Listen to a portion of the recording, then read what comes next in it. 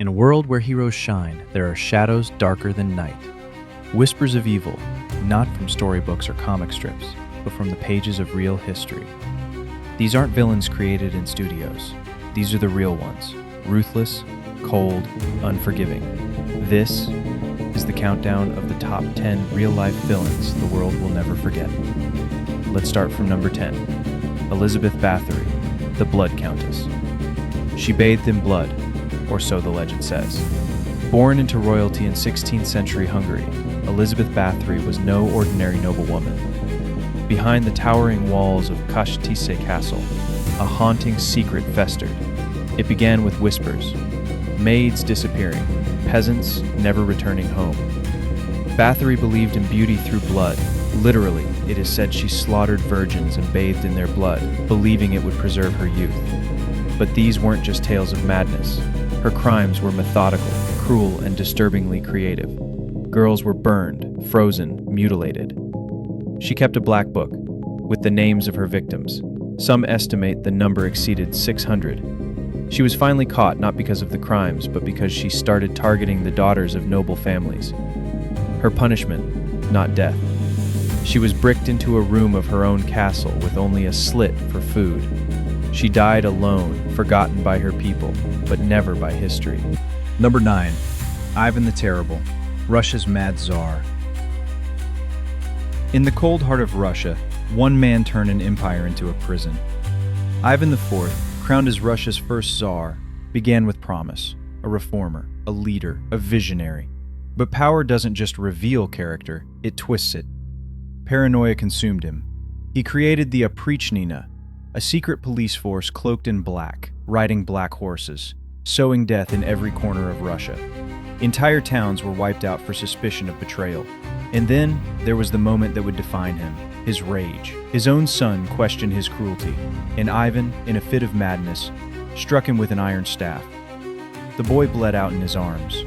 History remembers the image. A mad Tsar cradling his dying son, screaming into the void. At last, he died alone, playing chess. But Russia still whispers his name in fear. And number 8, Joseph Mengele, the Angel of Death. There are doctors who swear an oath to save lives. And then there was Joseph Mengele. At the time of World War II, Auschwitz, he became more than a man. He became myth, monster, the Angel of Death. He had a fascination with twins. Children were torn from their mothers, only to become his test subjects. He injected dyes into their eyes to try and change their color. He amputated limbs. He sewed siblings together to try and create conjoined twins. No anesthesia, no mercy. He kept chocolate in his coat pocket to lure the children in. He smiled as he did it, cold, methodical. His experiments had no scientific value, only sadism. After the war, he escaped justice, fled to Argentina, then Paraguay, then Brazil. He died swimming in the ocean, a free man, but his ghost haunts the shadows of history. In number 7, here comes Pol Pot, the Butcher of Cambodia. He wanted a new world, a world without class, without wealth, without intellect. Pol Pot's vision of paradise became Cambodia's hell. In 1975, the Khmer Rouge took over. Cities were evacuated. Money was abolished. Books were burned. Doctors, teachers, engineers, anyone with education was executed. Even wearing glasses was seen as a crime. Wiped out over 2 million of lives, 1/4 of the Cambodia's population. Families were torn apart. Children became spies. Neighbors turned into informants. He died peacefully, sipping tea in the jungle. But the bones of his victims still cry out from the earth. Number 6, H.H. Holmes, America's first serial killer. Chicago, 1893. In a city built to dazzle the world, a man built a castle of nightmares. H.H. Holmes, born Herman Webster Mudgett, was a charming man with dead eyes. He designed a hotel with secrets in its walls. Doors led to nowhere. Gas chambers were hidden behind mirrors. Bodies were dropped into chutes that led to a basement filled with acid and furnaces. He killed for money, for pleasure, for curiosity.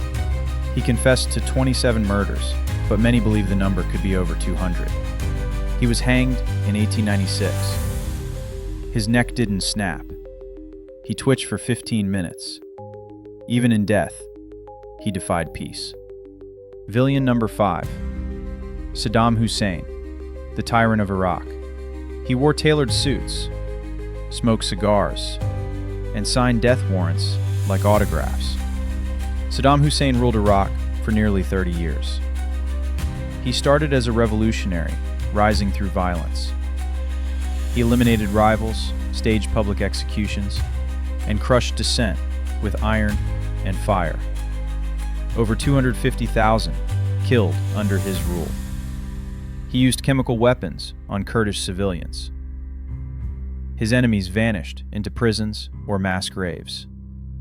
During trials, he showed no remorse, just arrogance. He believed he was still king, until the gallows reminded him otherwise. 4. Leopold II of Belgium, king of colonial death. He claimed to civilize, but he enslaved. King Leopold II of Belgium turned the Congo into his personal cash machine. Villagers were forced to harvest rubber. If they didn't meet quotas, their hands were chopped off. Children were mutilated. Estimated 10 million death. Families massacred. Entire communities reduced to rubble. And while the Congo bled, Leopold built lavish palaces in Europe. He never faced trial. He died wealthy, surrounded by art. Number 3. Adolf Hitler, the face of evil. He was once a failed painter. Then he became the architect of the deadliest war in human history. Adolf Hitler's rise to power was fueled by propaganda, paranoia, and prejudice. He didn't just invade nations, he invaded minds. He turned citizens into soldiers, neighbors into informants, and humanity into a weapon.